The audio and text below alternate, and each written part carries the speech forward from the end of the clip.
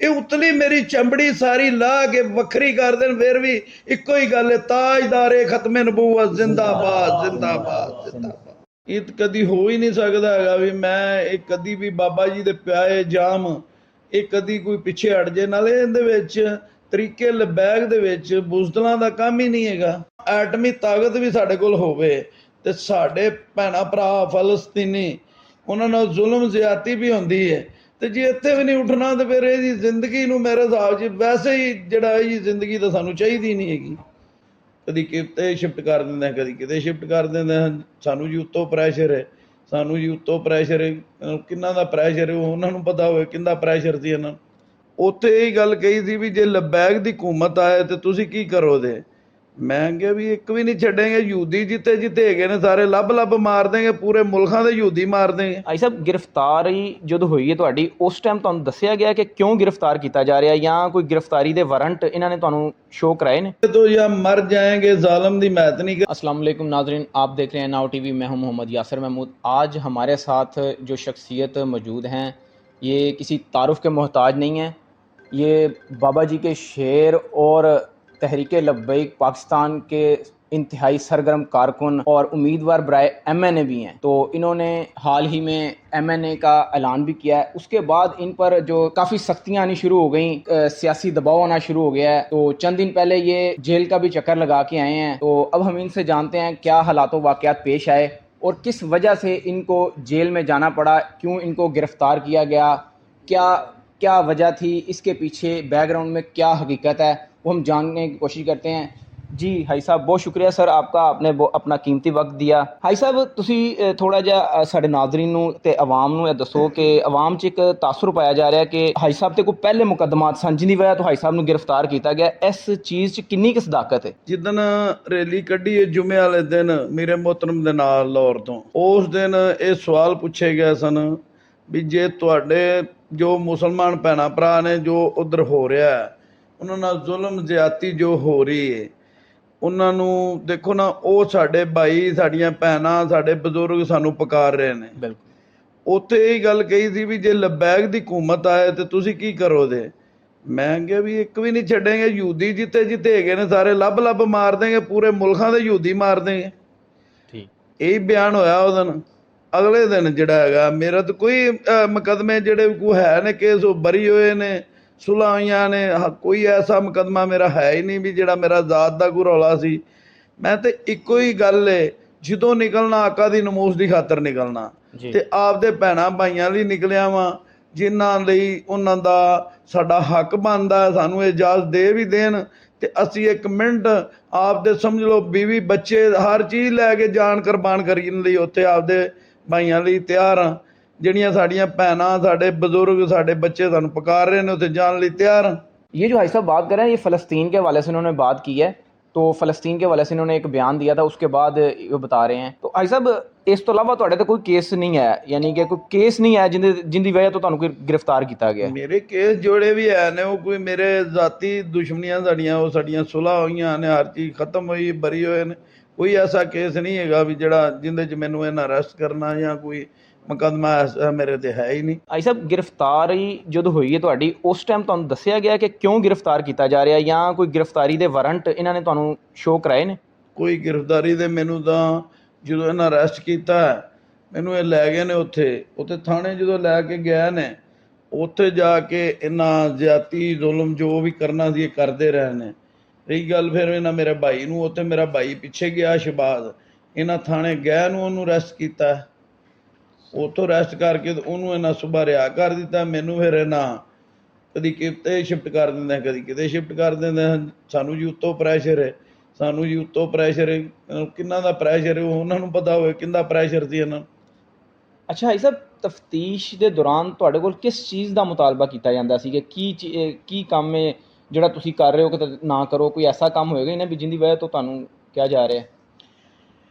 ਉਹ ਤਾਂ ਜੋ ਵੀ ਇਹ ਕਰਦੇ ਨੇ ਤੁਹਾਨੂੰ ਪਤਾ ਹੀ ਹੈ ਵੀ ਉਹ ਸਾਰੀ ਸੂਰਤ-ਹਾਲ ਦਾ ਬਹੁਤਾ ਪਤਾ ਹੈ। ਪਰ ਗੱਲ ਪਤਾ ਕੀ ਹੈ, ਤਫਤੀਸ਼ ਜਿਸ ਸਿਲਸਿਲੇ ਤੋਂ ਜਾਂ ਮਰ ਜਾएंगे ਜ਼ਾਲਮ ਦੀ ਹਿਮਾਇਤ ਨਹੀਂ ਕरेंगे, ਉਹ ਤਾਂ ਇਹ ਕਦੀ ਇਹ ਜ਼ਿੰਦਗੀ 'ਚ ਸੋਚ ਹੀ ਨਾ ਸਕਣ ਵੀ ਮੈਂ ਤਰੀਕ ਤੋਂ ਕਦੀ ਪਿੱਛੇ ਹਟ ਜਾਂਦਾ। ਮੈਂ ਤਾਂ कहना मेरी जिंदगी उदों दी शुरू हुई है ਜਦੋਂ ਦਾ ਮੈਂ TLP ਜੁਆਇਨ ਕੀਤੀ।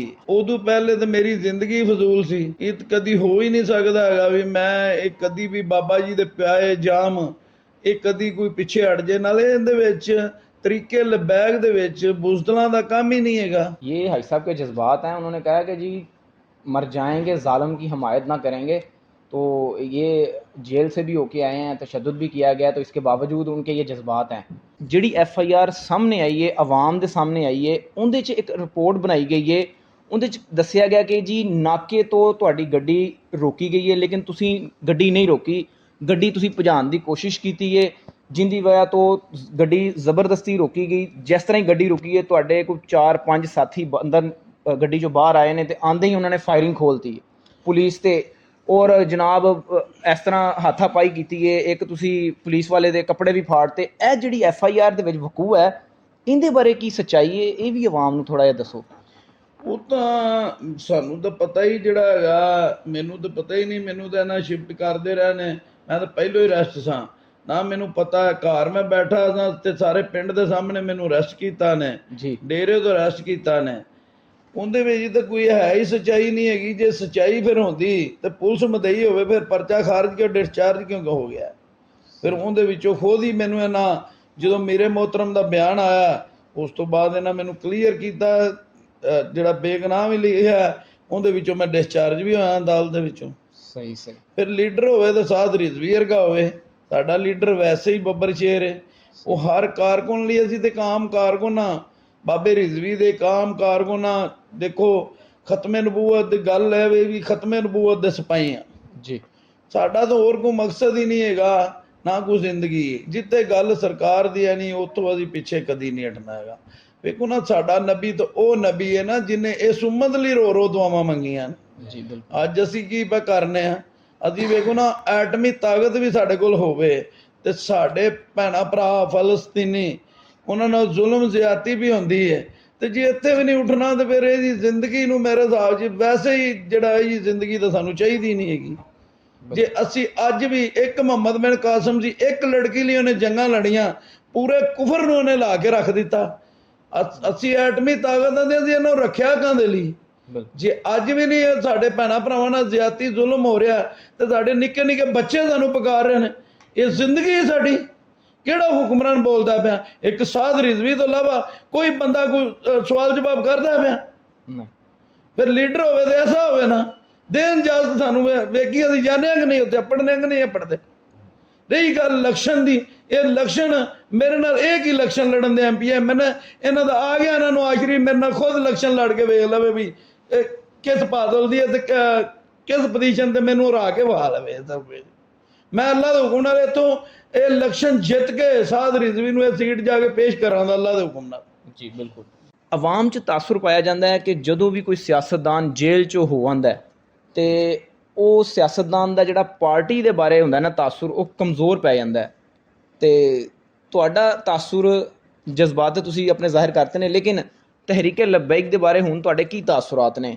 ਆਇਆ ਕਿ ਕੋਈ ਮੁਸ਼ਕਲ ਵਕਤ ਆਏਗਾ ਤੁਸੀਂ ਐਸੇ ਤਰ੍ਹਾਂ ਹੀ ਸਾਹਮਣੇ ਆਓਗੇ? ਗੱਲ ਤਾਂ ਸਭ ਤੋਂ ਵੱਡੀ ਦੇ ਵੇਖਣਾ, ਜਿਸ ਬੰਦੇ ਨੇ ਦੁਆ ਹੀ ਇਹ ਮੰਗਦਾ ਹੈ ਵੀ ਮੈਨੂੰ ਮੌਤ ਆਵੇ ਤੇ ਖਤਮੇ ਨਬੂਵਤ ਤੇ ਆਵੇ, ਉਹ ਪਿੱਛੇ ਕਿਵੇਂ ਹਟ ਸਕਦਾ? ਸਹੀ। ਉਹ ਪਿੱਛੇ ਕਿਵੇਂ ਹਟ ਸਕਦਾ? ਅਸੀਂ ਤਾਂ ਆਪਦੇ ਆਕਾ ਦੇ ਸਿਪਾਹੀ ਹਾਂ, ਉਸ ਗੱਲ ਤੋਂ ਤੇ ਪਿੱਛੇ ਹਟ ਹੀ ਨਹੀਂ ਸਕਦੇ। ਇਹ ਉਤਲੀ ਮੇਰੀ ਚਮੜੀ ਸਾਰੀ ਲਾ ਕੇ ਵੱਖਰੀ ਕਰ ਦੇਣ, ਫਿਰ ਵੀ ਇੱਕੋ ਹੀ ਗੱਲ ਹੈ, ਤਾਜਦਾਰੇ ਖਤਮੇ ਨਬੂਵਤ ਜ਼ਿੰਦਾਬਾਦ ਜ਼ਿੰਦਾਬਾਦ ਜ਼ਿੰਦਾਬਾਦ। जी भाई साहब ने बहुत ज़बरदस्त अपना मौक़िफ़ पेश किया है। उम्मीद है कि नाज़रीन तक हमारा पैगाम पहुंच गया होगा और तहरीक लब्बैक के उम्मीदवार के जज्बात भी पहुंच गए होंगे कि किस तरह से उनके जज्बात हैं। और आम आवाम में जो तासुर पाया जाता है कि ये जो बंदा जेल से हुआ था उसका फिर वो सॉफ्टवेयर अपडेट हो जाता है, लेकिन अल्हम्दुलिल्लाह हाजी साहब का वही सॉफ्टवेयर है जो बाबा जी इंस्टॉल करके गए हैं। आज की वीडियो में इतना ही, मिलते हैं नेक्स्ट वीडियो में, तब तक के लिए अल्लाह ने के पास।